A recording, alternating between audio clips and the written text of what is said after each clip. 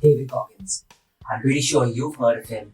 He's been quite famous recently because of his book and the fact that he gets to appear on so many different podcasts like Tom Bilyeu's and also Joe Rogan. Hey guys, I'm Alvito and today I'm going to do a video breakdown of the toughest man alive. That's right, David Goggins. Right. Now, most of you all have probably heard of him, but for those who have not heard of him, so this is a guy who at the age of around 22, 23, he weighed in at 297 pounds. Yeah, just imagine, 297 pounds, almost 300. And then he went and he became a US Navy SEAL. He's gone through the infamous Hell Week, which has been called the Destroyer of Men, thrice in one single calendar year. He didn't make it through the first one. He got cut on a Thursday because of an injury. He made it through the second one, and then he went again for a third Hell Week as well. And the third one, he got through the entire BUDS training and he became a Navy SEAL. So he's gone through 3 of that in 1 year. Post becoming a Navy SEAL, this same guy, David Goggins, he became an ultra marathon runner. He's run 8 continuous weekends, okay? Now check this out, 8 continuous weekends of 100 miles. Okay, so that's a total of 800 miles in 8 weekends. Just to give you an idea of how big that is. So we normally do the Tata Marathon or like the Standard Charter Marathon in Mumbai, and I run a 10k. Yeah? 10k is like my limit. I've never gone to like the 20 or like the 42 kilometer, which will be the full marathon. But I've done a 10k, and David Goggins has run 16 10ks in 1 weekend. Right? That's 160 kilometers, which comes down to 100 miles. So he's done 16 of my 10ks over 1 weekend, and he's done that for 8 continuous weekends. Apart from that, David Goggins has also held the Guinness World Record for the most number of pull-ups in 24 hours. How many? 4,030 pull-ups. That's right. And he mentions this himself on a lot of podcasts and shows. In order for him to get to the 4,000 pull-ups, in order for him to like beat that record or get to that record in 24 hours, he had to do 54,000 pull-ups as practice. Right? This was his third attempt at pull-ups. He failed the first 2, wherein I think he got 3,200 the first time and maybe another 3,600 or 800 the second time round. He's had to do so much in training, and this is a guy who finally, his hands were actually bleeding. He actually mentions that if you go online, you can Google image searches of him. He's had like all cuts in the palms of his hands while he was trying and attempting these pull-up records. But anyway, that's just the gist of David Goggins. Now, as I mentioned, I first heard about David Goggins on JRE, the Joe Rogan podcast, and I was absolutely mind-blowing. I said I have to pick up his book, Can't Hurt Me. Now, and don't just pick up the book, right? Download the audiobook, because they've got a lot of behind the scenes, and it's kind of like a podcast wherein you've got David Goggins on one end, you've got his ghostwriter Adam on the other end, and they're both, it's kind of like a podcast when he's actually asking questions to David. David is answering them. So on top of that, Adam actually reads out the whole book. Right, but they've got a lot of entire background, so it's sort of like a podcast / storytelling / radio show, whatever you want to call it. But listen to the audiobook rather than just purchasing the book. The part which really appealed to me, right? So I started thinking, like, why does this book really appeal to me? Why do so many people across the world really love David Goggins? I mean, this guy's sort of like messages, right? He loves to go through pain. He loves to go through thousands of pull-ups and thousands of push-ups and running on the beach, 100 miles. And his feet are broken and all of that. I mean, that's just dumb. And none of us want to do that. So I started thinking, why does this story really touch me? Why does it appeal to me? Why does it appeal to so many others in the world? And I realized there are 2 reasons for it. The first one is that David Goggins is the ultimate underdog.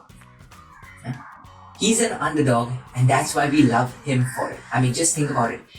Any situation, right? Any reality show, any football match, we always root for that underdog. I remember back in 2015, Leicester City won the EPL, and I was rooting for them because this is a team that nobody really expects to do it, and here they have the chance of creating history. It's the same with David Goggins. He was a guy who's 300 pounds. He's fat as hell. Nobody expects him to do anything, and he changed his life. He transformed his life. and he's sort of shown others how they can transform their life. He's shown others what is actually possible to go through. Right? If you kind of thought of yourself as being super overweight or super fat, and there's no hope inside, so you just sit on the couch and continue eating cheese puffs. But David Goggins has shown how it's possible to actually overcome all that.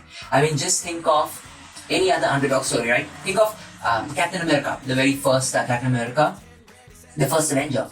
Steve Rogers is an underdog. He's like this really short, thin guy who then goes in for this weird scientific experiment, and then he becomes Captain America, the guy who's really jacked up and tall and everybody checks him out. That's an underdog story, right? That's why we all love the Avengers. We all love Spider-Man in the Avengers, right? He's the guy who is not supposed to be the hero, but we love him. That's the underdog story.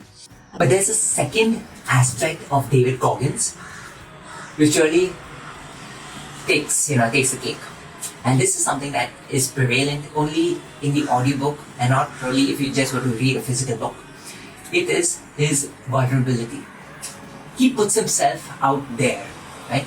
He relates to all of us. Like all of us, we can relate to the story that David Goggins is talking because he's gone through so much of shit, so much of bad things, right? He talks about when he was about 5 or 6 years old, his dad used to physically beat him up with a leather belt where he had all welts on his back. And he talks about when he was in school, somebody actually wrote on a paper, "I'm going to kill you, nigger." And he talks about the time that they spray painted on his brand new car the words "nigger." We hate you. Yeah. He talks about when he ran his very first ultra marathon, which was called the San Diego One Day. Basically, you're running around a single track, which is 1 mile. You have to run around that 100 times to get 100 miles. And he talks about that, wherein he was so tired at around, I think, 75 miles, he actually shat in his pants. I mean, just imagine that. We live in a world where everybody wants to portray themselves as being really good, really top notch. And here we have this guy who's putting himself out there. He's telling the whole world his story, and he's not just telling them the good aspects, he's telling them the negative aspects. Yeah, it's something that we can all relate to. But here's David Goggins, who shows you how vulnerable he really is. He shows you all of the hardships that he's gone through. There's this one video, I'm just going to play this video. It's about The Rock, Dwayne Johnson, and think about it, this is a guy who's 225 pounds, 6'4", pro wrestler, Mr. Hollywood himself. And he starts crying in this interview. And he goes out on camera for the whole world. It's on YouTube. For the whole world to see him crying. I'll never forget it. She had a glazed look over her eyes that I had never seen before. And she walks right into the middle of I-65 and continues to walk down into oncoming traffic. And my heart stopped. Horns were blowing. So how did you feel when you just heard The Rock talking? Does he seem like that macho man? Does he seem like Mr. Hollywood, like that pro wrestler? Nah. He seems like a vulnerable guy. He seems like a regular human being. He seems like 99% of the population out there. And that's not sort of the mental image that we would associate with this guy who's jacked as hell. So big, has so much money. He's on Time magazine and billboards across the US. That's not the kind of imagery we would associate with him. And that's exactly what makes us fall in love with him. That's exactly what makes us fall in love with David Goggins. His vulnerability. I mean, think of Instagram. So whenever you're scrolling through Instagram or when you upload pictures, I know I do this sometimes as well. We all add in filters, right? Maybe it might be the filters that Instagram itself provides us. Where we get some cool shades or something. Or maybe even think of the time before filters were introduced on Insta. We would probably, touch up our photos and edit the backgrounds and make sure a lot of things were perfect. We'd probably put on a little bit of makeup before actually clicking a picture. We make sure the lighting is good. probably click around like 5-6 different photos, and then only the best of those 5-6 we put up on Instagram. Why? Because we only want to show ourselves off in the best possible light, in the best possible situation.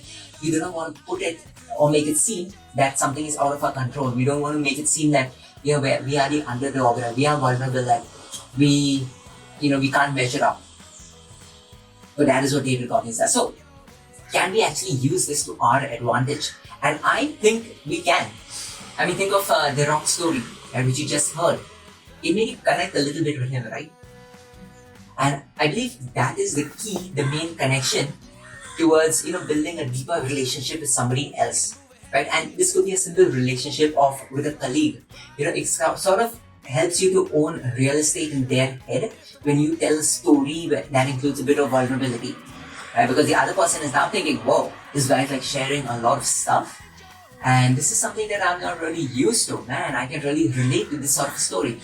I've got another video on YouTube wherein I did a video breakdown of Tony Robbins, and this is one of the things which he does. He uses a lot of emotional and personal stories and his own vulnerability about the times he used to be like locked up in a closet by his mom and all of that. But it's essentially showing us how we can use vulnerability if we really get it into our heads, that it's not so much of a negative trait if we can portray it, or if we can use it as a means of making a deeper connection with somebody else. I'm going to just leave you with one final thought. And this is something that kind of appealed to me a long time back before I even could put pieces of the puzzle together. There was a saying that I heard growing up, is that boys don't cry. And I've always wondered about that. Why? And what's so wrong with it? And the answer to that question is it makes you vulnerable. It doesn't portray you off as that breadwinner, as that macho man, as a guy who's gotten an ability to get things done. And that's why they have this whole saying, boys don't cry. Because it's not the macho way of really doing things. But of late, and I think in like the last 5 to 8 years, we think of a lot of people whom we idolize, right? Like for me now it's David Goggins, but prior to that it was Cristiano Ronaldo in the 2016 Euro final. He got injured, he started crying. And you think of all the people like this, all of those macho men like The Rock just now. You think of all of these big guys, right? And if they paid attention to that same boys don't cry, they would have probably been like those action heroes we grew up with. The Rocky, or like the Arnold Schwarzenegger in his movies, and all of those action movies where the guy is like totally in control. But here in reality, I'm telling you that it's okay.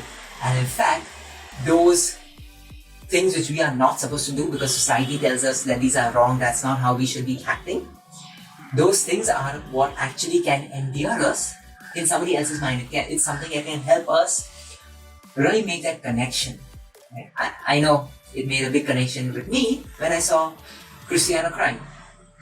Because I started thinking, man, this guy really loves the sport. It's something that helped me to give him a lot more respect. So anyway guys, I hope you loved today's video breakdown of David Goggins. There was just 2 simple things. He's the ultimate underdog and he's overcome so much to finally achieve his goals.